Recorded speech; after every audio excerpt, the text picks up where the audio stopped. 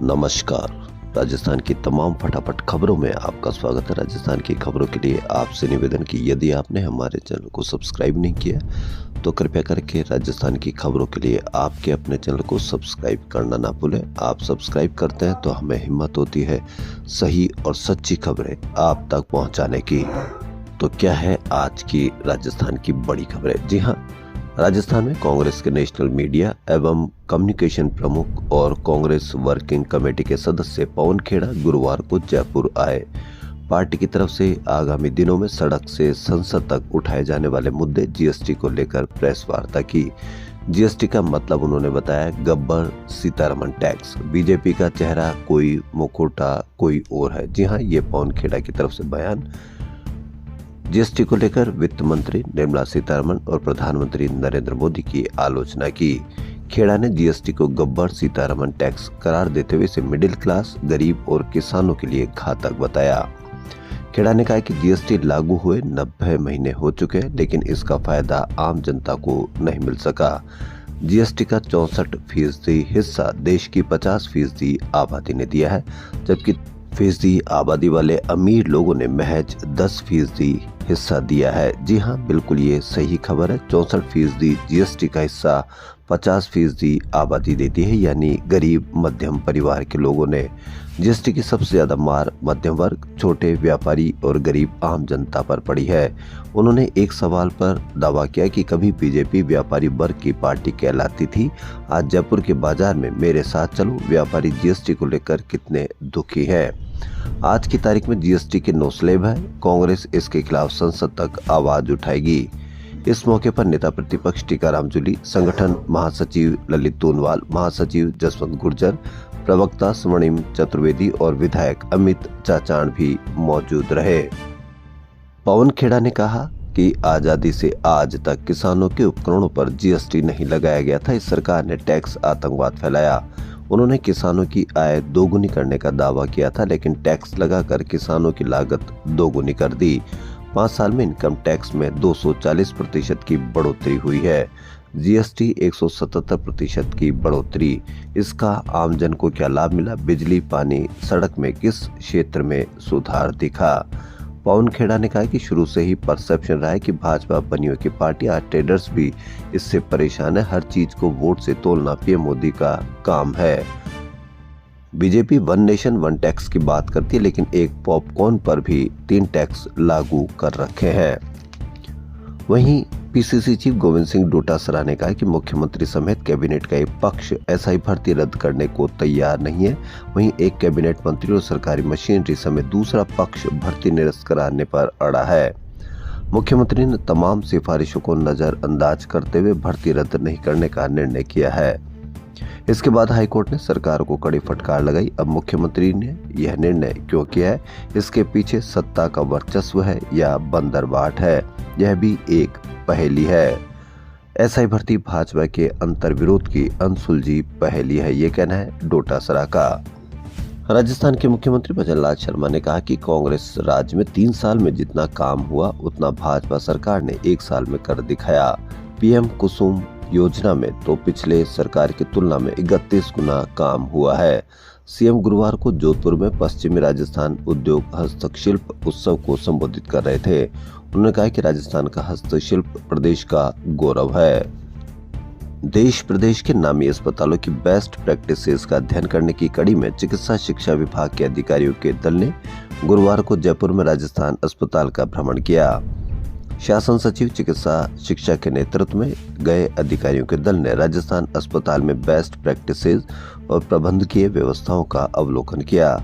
चिकित्सा शिक्षा सचिव ने कहा कि दुनिया के नामी विशेषज्ञ चिकित्सक, प्रशिक्षित स्टाफ एवं मजबूत आधारभूत ढांचे के साथ साथ राज्य के चिकित्सा संस्थानों में प्रबंधन को नियुक्त किया जाएगा। प्रबंधकीय बाधाओं को दूर करने के लिए प्रोफेशनल्स को भी हायर किया जाएगा। राजस्थान विधानसभा में गुरुवार को विधानसभा कर्मियों द्वारा सुंदरकांड महाआरती और रक्तदान कार्यक्रम आयोजित किए गए। इसमें स्पीकर वासुदेव देवनानी को नेता प्रतिपक्ष टीकाराम जूली, विधायक यूनुस खान, गोपाल लाल शर्मा, अमीन कागजी, हरिमोहन शर्मा, अमित चाचाण सहित 18 वर्तमान और पूर्व विधायकों ने भाग लिया। कांग्रेस नेता और पूर्व डिप्टी सीएम सचिन पायलट गुरुवार को जयपुर लौटे और कई नेताओं से मिले। इस दौरान राजस्थान के पॉलिटिकल हालात और आगामी बजट सत्र को लेकर पूछे सवालों पर सचिन ने कहा कि सरकार में कई पावर सेंटर बन चुके हैं। मंत्री कुछ कहते हैं, सरकार कुछ और करती है। सरकार को अपनी नीतियों को स्पष्ट करना चाहिए। पायलट ने सरकार पर निशाना साधा। उन्होंने कहा कि सरकार को 1 साल हो गया, लेकिन इस दौरान लिए गए निर्णयों से जनता में गहरा आक्रोश है। पिछली सरकार में गए नए जिलों को सरकार ने निरस्त कर दिया, इससे जनता में नाराजगी बढ़ी है। कांग्रेस पार्टी की तरफ से हम सदन के अंदर सरकार से इन मुद्दों पर जवाब मांगेंगे, जन मुद्दों को मजबूती से उठाएंगे। एसआई भर्ती को लेकर पायलट ने कहा कि सरकार पूरी तरह से कंफ्यूज है। एक तरफ सरकार के मंत्री भर्ती रद्द कराने की बात करते हैं, दूसरी तरफ सरकार इसे संभव न होने की बात कहती है। एसआई भर्ती हो या अन्य परीक्षाएं, सरकार के फैसलों में देरी और अनिर्णय की स्थिति से जनता भ्रमित हो रही है। ठंडी हवा का प्रभाव कम होने और नए पश्चिमी विक्षोभ सिस्टम के आगे बढ़ने से राजधानी में रात के पारे में बढ़ोतरी हुई। बीते 24 घंटों में रात का पारा 1 डिग्री तक बढ़कर 7.4 पर पहुंच गया। दिन का 23 डिग्री सेल्सियस यानी सामान्य रहा। दिन में धूप खिलने से 4 दिन से चल रही शीतलहर से गुरुवार को राहत मिली। मौसम विभाग ने अगले 2 दिन पश्चिमी विक्षोभ के प्रभाव से 2 से 4 डिग्री तापमान बढ़ोतरी का अनुमान जताया है। माध्यमिक शिक्षा विभाग में शिक्षकों के 28% पद खाली पड़े हैं। यहाँ शिक्षकों के 2,99,695 पद स्वीकृत हैं। इनमें से 2,15,324 भरे और 84,371 पद खाली हैं। ये 84,000 तो पद जबकि खाली है जब बहुत पहले पद बनाए गए होंगे। आज के युग में या आज के समय में और पद भी बढ़ाए जा सकते हैं, लेकिन 84,000 तो पिछले समय के पद खाली है। राजस्थान लोक सेवा आयोग ने खाली पदों में से स्कूल व्याख्याता और वरिष्ठ अध्यापक के पदों पर भर्तियां निकाली। यह भर्तियां 13 सालों में सबसे कम पदों पर है। स्कूल व्याख्याता के 2200 पद और वरिष्ठ अध्यापक के 2100 पदों पर भर्ती हो रही है। ऐसे में सभी पदों पर भरना मुश्किल है। पुलिस मुख्यालय ने 189 इंस्पेक्टरों के तबादले कर रेंज बदल दी है। इसमें जयपुर कमिश्नरेट में तैनात 32 इंस्पेक्टरों को दूसरी रेंज में भेज दिया गया और बदले में यहां पर 22 इंस्पेक्टर को लगाया गया है। राजस्थान में निजी डेंटल संस्थानों में बीडीएस और एमडीएस में पीछे से दरवाजे से एडमिशन देने का मामला सामने आया। यह संस्थान सुप्रीम कोर्ट के आदेश की अनदेखी कर बिना नीट पास और बिना काउंसलिंग बोर्ड के ही 3 साल की डिग्री में प्रवेश दे रहे हैं। नियमानुसार डेंटल काउंसिल ऑफ इंडिया नई दिल्ली की वेबसाइट पर यूजी या पीजी करने के बाद स्टूडेंट का नाम होना चाहिए। दैनिक भास्कर के पास ऐसे 30 विद्यार्थियों के नाम हैं जिनके नाम वेबसाइट पर भी नहीं है। अब स्टेट डेंटल काउंसिल में पंजीकरण नहीं होने से ये प्रैक्टिस भी नहीं कर पा रहे हैं। एसआई भर्ती वास्तव में अनसुलझी पहेली है या सही, इस पर आप एसआई भर्ती 2021 के 859 पदों पर भर्ती रद्द होनी है या नहीं, इस पर राजस्थान सरकार ने गुरुवार को हाई कोर्ट में जवाब पेश किया। इसमें कहा गया है कि फिलहाल भर्ती रद्द करने का निर्णय जल्दबाजी होगा। इस मामले में कानून के सभी पहलुओं पर समीक्षा चल रही है, यानी कि अभी एसआई भर्ती रद्द करना जल्दबाजी होगा, यानी कि संभावना यह है कि हो सकता हो कि भर्ती रद्द भी न की जाए। राजस्थान हाईकोर्ट प्रशासन ने गुरुवार को एक आदेश जारी कर 5 साल बाद जिला न्यायालयों एवं जिला विधिक सेवा प्राधिकरणों में होने वाली 2019 की 4th श्रेणी की भर्ती निरस्त कर दी है। हाईकोर्ट प्रशासन ने आदेश में कहा कि अपरिहार्य कारणों से भर्ती प्रक्रिया की परीक्षा से संबंधित प्रक्रिया शुरू नहीं हो सकी। इस दौरान भर्ती से जुड़े प्रावधानों में भी कई बड़े बदलाव हो गए, इसलिए भर्ती करवाया जाना संभव नहीं है। राजस्थान के चोमू में काला डेरा की पंचायत घिनोई में एक चारागाह भूमि पर गुरुवार को बड़ी संख्या में नील गायों के शिकार का मामला सामने आया। सूचना पर ग्रामीण मौके पर पहुंचे तो शिकारी वाहन लेकर भागने लगे। ग्रामीणों ने पीछा कर एक शिकारी को पकड़ लिया और अन्य भाग गए। ग्रामीणों ने शिकारी को पुलिस के हवाले कर दिया। मौके पर पहुंची पुलिस को करीब 20 नील गायों के अवशेष, धारदार हथियार, कारतूस आदि भी मिले। राजस्थान विश्वविद्यालय के गुरुवार को हुए चुनाव में राकेश यादव दूसरी बार अशैक्षणिक कर्मचारी संघ अध्यक्ष पद पर निर्वाचित हुए। यादव ने 339 में से 282 वोट लेकर निर्वाचित हुए हैं। गौरतलब है कि कर्मचारी संघ के 14 कार्यकारिणी सदस्यों के चुनाव में पूर्व में राकेश यादव के ग्रुप से निर्विरोध निर्वाचित घोषित हो चुके हैं। जगत गुरु रामानंदाचार्य राजस्थान संस्कृत विश्वविद्यालय के विद्यार्थियों ने गुरुवार को भोपाल में चल रहे रूपक महोत्सव में भट्ट मथुरानाथ शास्त्री द्वारा लिखो मंजुला संस्कृत नाटक की मनमोहक प्रस्तुति दी। जयपुर जिला प्रशासन ने 3 महीने में अभियान के तौर पर लेते हुए भूमिहीन विद्यालयों एवं खेल मैदानों, स्वास्थ्य केंद्रों सहित विभिन्न विभागों के 49 कार्यालयों के लिए कुल 236 बीघा से अधिक भूमि का आवंटन किया है। इनमें भूमिहीन विद्यालयों, खेल मैदानों, शिक्षा विभाग, चिकित्सा एवं स्वास्थ्य विभाग, सामाजिक न्याय एवं अधिकारिता विभाग, राजस्व विभाग, कॉलेज शिक्षा विभाग और भी कई विभागों में भूमि आवंटित की है, जिससे खेल मैदान और भी कई सुविधाएं विकसित होगी। कंप्यूटर अनुदेशकों की नियमित भर्ती निकालने की मांग को लेकर बेरोजगारों ने पत्र लेखन अभियान शुरू किया है। इसमें कांग्रेस सरकार के समय कंप्यूटर अनुदेशकों की नियमित भर्ती की मांग को लेकर भाजपा नेताओं द्वारा सोशल मीडिया पर की गई पोस्ट को पत्र के साथ उनके पास भेजा जा रहा है ताकि ये सरकार नियमित भर्ती निकाले। बेरोजगार नेता हनुमान किसान ने कहा कि राजस्थान में 837 राजकीय उच्च माध्यमिक विद्यालयों में अनुबंध पर कंप्यूटर अनुदेशक लगाने की तैयारी, हम इसका विरोध कर रहे हैं और नियमित भर्ती की मांग कर रहे हैं।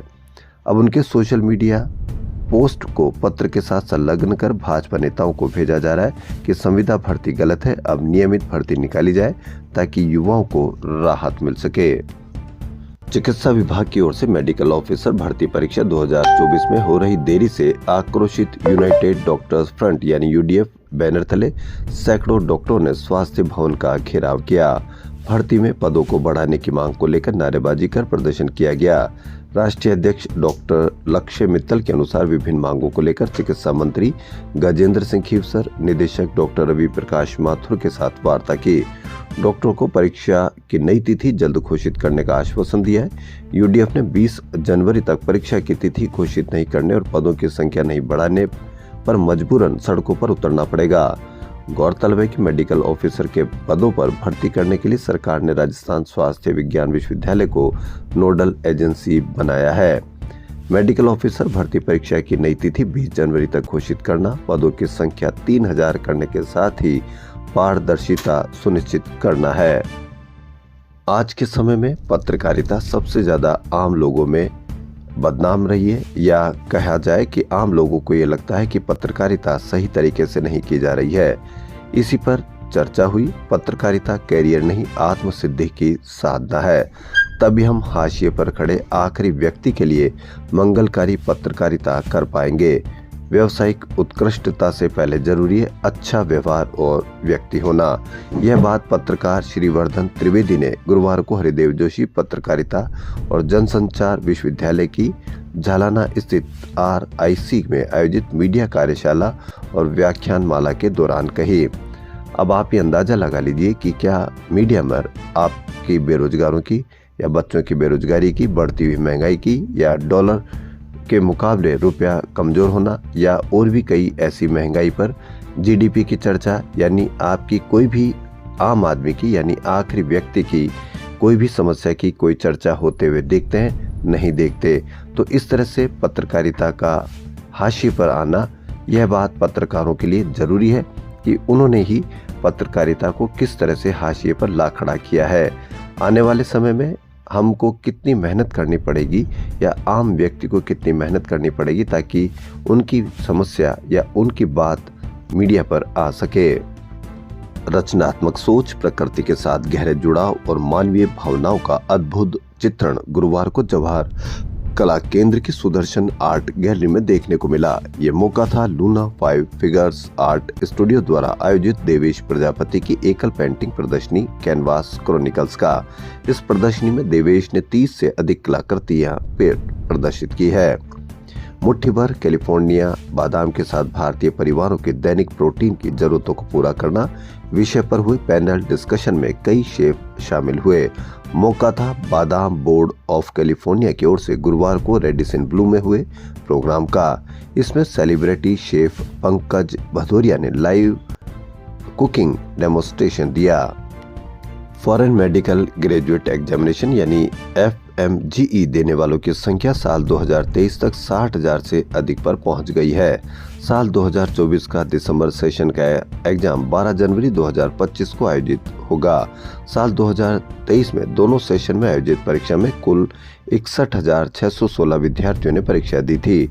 विदेश से MBBS करने के बाद भारत में मेडिकल प्रैक्टिस करने के साथ नीट PG की पात्रता हासिल करने के लिए एग्जाम क्वालिफाई करना जरूरी है, यानी कि 61,000 से अधिक छात्र विदेशों से MBBS करते हैं।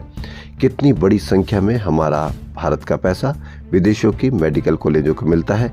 यदि यही 61,000 से अधिक सीट हमारे देश में यह बढ़ जाए और इनका पैसा थोड़ा कम हो तो यह पैसा हमारे देश में ही रहेगा और हमारे बच्चे जो विदेशों में जाते हैं उसकी भी संख्या कम होगी। लेकिन इस पर कोई चर्चा नहीं होगी, नहीं इस पर आप कोई बातचीत की जाएगी, क्योंकि यह आपकी बच्चों से संबंधित है। एग्जामिनेशन की ओर से जारी आंकड़ों के अनुसार साल 2010 में मात्र 10,000 से अधिक विद्यार्थी ही परीक्षा दी थी, यानी देश में 10,000 तक ही विद्यार्थी विदेश में जाते थे। उसकी संख्या बढ़कर 6 गुना हो गई। दरअसल देश में मेडिकल कॉलेज और MBBS सीटों की संख्या के साथ ही नीट UG में कंपटीशन बढ़ा है। करीब 20 लाख विद्यार्थी परीक्षा देते हैं और मेडिकल सीटों की संख्या मात्र 1 लाख के करीब है। वहीं करीब 50% निजी कॉलेजों में वहां की फीस वहन करने की जगह छात्र बाहर से MBBS करना पसंद करते हैं। इस कारण FMGE देने वालों की संख्या में लगातार बढ़ोतरी दर्ज की जा रही है। फीस क्यों बढ़ी हुई है, यह आप किसी भी मीडिया पर इसकी चर्चा नहीं देखेंगे, क्योंकि इसमें आप भुगतते हैं, आपके बच्चे भुगतते हैं। वहीं FMGE में कम से कम छात्रों को 50% अंक हासिल करने होते हैं। साल 2023 में दोनों सेशन को मिलाकर परीक्षा देने वाले 61,616 स्टूडेंट में से मात्र 10,261 छात्र ही परीक्षा क्वालिफाई कर पाए थे। हर साल 2 सेशन में यह एग्जाम होता है। यहाँ पर कट ऑफ से समझौता नहीं किया जाता है। राजस्थान के सरकारी कॉलेजों में इस साल 33 अवकाश घोषित किए गए हैं। गांधी जयंती का 2 अक्टूबर को अवकाश कॉलेजों में नहीं रहता, लेकिन इसी दिन दशहरा होने से छुट्टी रहेगी। कोटा में जन्माष्टमी के बाद आने वाले दिन स्वतः जन्माष्टमी के स्थान पर अवकाश के रूप में माना जाएगा। The great Indian laughter show और कॉलेज डेज थीम पर फ्लोरेजा क्लब की ओर से नए साल की पार्टी का आयोजन किया गया। इस मौके पर 22 गोदाम एक होटल में आयोजित सेलिब्रेशन में stand up comedian Shri PK मस्त अपने अंदाज में नजर आए। उन्होंने कहा कि जब मेरे बेटे ने मोबाइल दिलाने के लिए बोला तो कहा कि मुझे एप्पल का फोन चाहिए। मैं समझा कि आधे कटे सेब का कोई ब्रांड आता है। मैं दुकान पर गया तो मोल भाव करने लगा। जब उसने 1.5 लाख रुपए की प्राइस बताई तो मैंने बोला कि किडनी देकर ही इसके पैसे चुका पाऊंगा। राजस्थान के प्रसिद्ध PK मस्त इस तरह की कॉमेडी की हंसी फ्लोरेंजा क्लब का नया साल का उत्सव मनाया गया। इस मौके पर आयुर्वेद एवं नेचुरोपैथी डॉक्टर रश्मि कोठारी ने महिलाओं को हेल्थ और मोटिवेशन मंत्र दिया। क्लब की चेयरपर्सन अनिता खंडेलवाल ने बताया कि 4th मीट की थीम कॉलेज डेज रखी गई है। इस पार्टी में महिलाएं कॉलेज ड्रेस में आई और उस दौर को याद किया। जयपुर में सूफी गायक बिस्मिल की शिफा खान से शादी हुई। इस मौके पर सूफी नाइट के साथ हल्दी, मेहंदी और निकाह जैसी रस्मों को शाही तरीके से किया गया। 3 दिवसीय रॉयल वेडिंग में सांस्कृतिक परंपराओं और आधुनिकता का एक मिश्रण देखने को मिला। इस दौरान वडाली ब्रदर्स ने सूफी नाइट को अपने सुरों से सजाया। वहीं मेहमानों ने सूफी नगमों के साथ बॉलीवुड संगीत को एंजॉय किया। पारंपरिक निकाह के बाद रिसेप्शन हुआ, जिसमें मीका सिंह, मलाइका अरोड़ा जैसी कई बड़ी हस्तियों ने शिरकत की। गौरतलब है कि बिस्मिल ने अपनी सूफी गायकी और बिस्मिल की महफिल कॉन्सर्ट्स के जरिए लोगों के दिलों में जगह बनाई है। राजस्थान शिक्षक संघ प्रगतिशील का 2 दिवसीय प्रांतीय शिक्षक सम्मेलन 17 से 18 जनवरी को नौहर में आयोजित किया जाएगा। इसकी तैयारियों को लेकर गुरुवार को जयपुर में प्रेस वार्ता का आयोजन किया गया। इसमें पूर्व उप मुख्यमंत्री सचिन पायलट शामिल होंगे। संघ के प्रदेश अध्यक्ष बेगराज खोज ने बताया कि सचिन पायलट ने कार्यक्रम के पोस्टर का विमोचन किया है। खोत ने बताया कि इस सम्मेलन में नई राष्ट्रीय शिक्षा नीति 2020 में बढ़ते संभावित निजीकरण के दुष्प्रभाव में शिक्षक की भूमिका विषय पर मंथन होगा। सम्मेलन के मुख्य वक्ता जवाहरलाल नेहरू विश्वविद्यालय दिल्ली के विभाग अध्यक्ष डॉक्टर गणेश सहाय मीणा होंगे। राजस्थान की खबरों फिलहाल इतनी ही। यदि आपको राजस्थान की खबरें पसंद आ रही तो आपके अपने चैनल को सब्सक्राइब करना ना भूलें। धन्यवाद।